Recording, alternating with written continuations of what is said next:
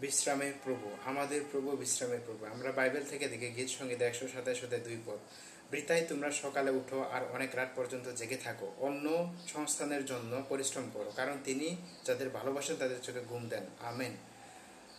পরিশ্রম বৃথা যদি ঈশ্বর না থাকেন পরিকল্পনায়, আমাদের পরিকল্পনায়, আমাদের চিন্তায়, আমাদের ভবিষ্যতের চিন্তায় যদি ঈশ্বর না থাকেন, তাহলে আমরা পরিকল্পনা, আমাদের প্রচেষ্টা, আমাদের পরিশ্রম বৃথা।